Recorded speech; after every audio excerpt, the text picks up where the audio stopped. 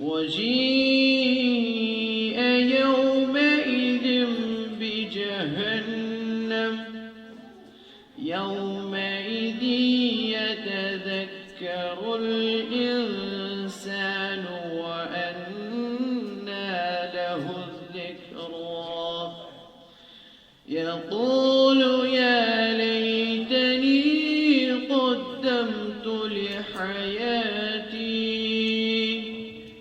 فيومئذ لا يعذب عذابه أحد ولا يوثق وثاقه أحد يا أيتها النفس المطمئنة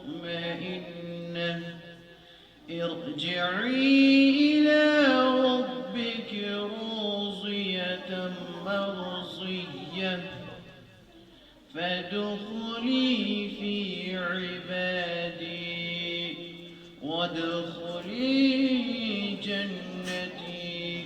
صدق الله العظيم.